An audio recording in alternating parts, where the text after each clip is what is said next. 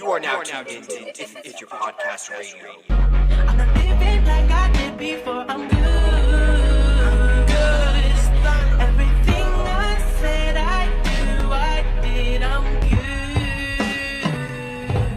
good. What's going on, guys? My name is Ryan, and I'll be your host for the Iifyp If It Fits Your Podcast radio. I am extremely excited to be here, but before we start, if there's anyone out there who has no idea what Iifym is or how to calculate their macros, please email us. We're having a lifetime free promotion, iifymapparelcoaching@gmail.com. We're back again.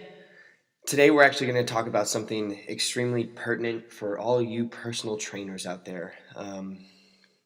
Actually, this is, I'd say, for personal trainers and for anyone looking to get anyone else into this lifestyle by themselves. So, first, I'd like to start off by saying there is a difference between optimal and being able to do things sustainably in the most optimal sense. So there is, on two hands, you have optimal, and then you have what I just described.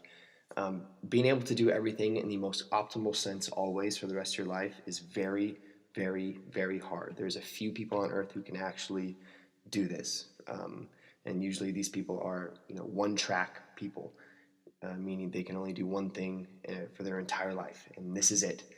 For the rest of us who want to make this a lifestyle and have this complement our life, again, Iifym being the best prerequisite for this, you first have to look at who they are as a person and at what level of optimal do you think they could sustain. So for a practical example, my mother is and has always had trouble with her weight, with her diet, with exercise, knowing what to do, knowing where to look. Michelle, her father has had the same problem, maybe not all growing up, but definitely in the later parts of his life, and same with my mom.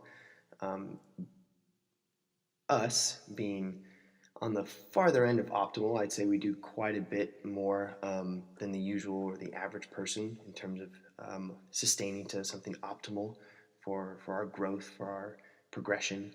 But it would look nothing like what it would look like for, say, Michelle's dad or my mom. We have to look at them as individuals and what they do every single day and try to fit the most optimal sense of nutrition and training. It's probably not even going to be training. It's going to be walking. It's going to be mowing the lawn for a couple more strokes, or taking the dog around another block or two. This is the progression in their sense and progression in your client's sense, wherever they are. So don't just slap them. This is why we are so against the cookie cutter diet, cookie cutter programs, cookie cutter this, that. It's because everyone is an individual. Every good coach at least talks about this.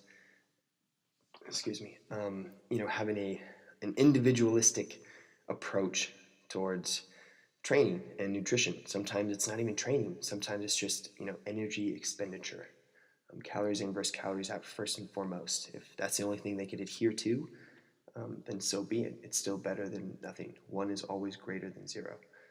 So Michelle's actually here with me. I know I just did that huge ass rant, but she's here. I'm sure she's got something to say.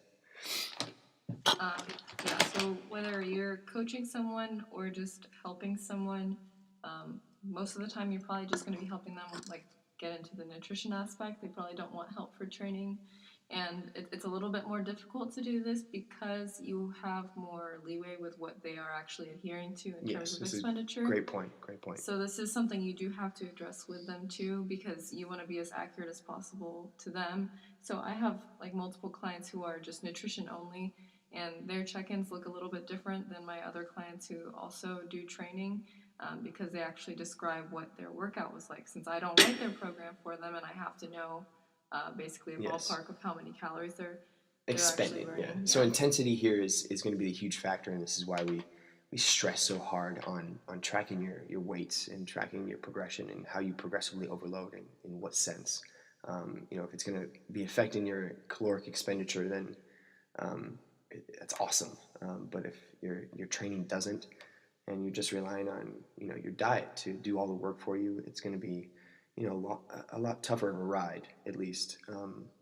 You're gonna have to fight your body a little bit more, per se. So yeah, that's a fucking awesome point. Thank you for that. So say they do train, say they do go to the gym. Let's start with this first and foremost. I think we have a demo of people here that do lift and do take it somewhat seriously. So I'd like to at least start with that. We can go into the nuances of having a client who is purely nutrition. That's going to be you need to explain first and foremost the truth to them. That is it. Regardless of whether or not they want to work with you after that, whether or not they're going to work with you for a long time or not, tell them the truth. First and foremost, tell them the most optimal sense, where they fit along this scale of optimal, and then move from there. And make sure they know the truth at the entire trek. So wherever they're at, this is the balance of sugarcoating and actually getting the right information to people who actually are looking for it. There's always those people who think they're looking for it, but are not really willing to do what it takes. So but this is like black and white. Once you get to a certain point, you figure out where people are.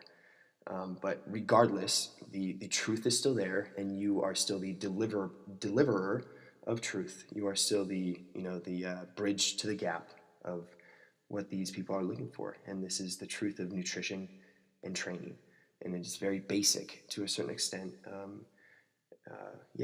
So I guess we can hop right into, so say you have a client that goes to the gym, has gone to the gym for a year or two, just really getting into it, getting in the swing of things, does not know about macros. They come at you with a question, say, hey, I'd love to get into this lifestyle. I've heard a lot about it. Can you help me out? I would say from our perspective, this is where you give before you ever show that you're even an online coach. So this is where you give all the information up front, and they realize how in the dark they really are. And this is where they either go, wow, I'm not ready for this. I thought I was. I'll get back to you when I'm ready. Or this is where they go, wow, I didn't know this was so in depth. I didn't know there was so much, so many nuances to this. So many things I need to know. Can you help me even further? And this is, then where you get into your whatever you have in terms of your approach to onboarding clients. But first and foremost, obviously, I said that the truth is the most important there. I would highly advise giving the truth out, especially if they're just especially if they basically don't know about macros. I think actually Brian DaCosta, I saw a story of his yesterday. He mentioned and reiterated that it should not cost someone money to get their macros figured out. And this is an awesome point to make. Obviously, we've made that point indirectly, but this is something that should be for free. It should be a human right to know, at least have the knowledge available to look or to control how you look, feel, and function. So that was a great point. I'm really glad he stamped that there, because this is he's among the coaching community as well, in the coaching industry in terms of physique. So it's a very good sight to see, and I'm glad he did that. Brian, if you're ever listening to this, props to you. We're definitely on the same page here. So with that, you get someone asking you, I just want to get into this lifestyle. I would say get them into it. At most, you're going to have someone later down the line that wants to work with you.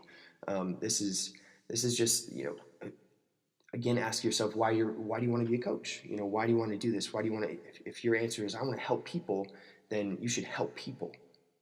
Period. You should help people. You should not be paid to help people. If you want to help people for the rest of your life, you should help people no matter what. There's no, if there's no but. If that's what you want to do for the rest of your life, there should be no but.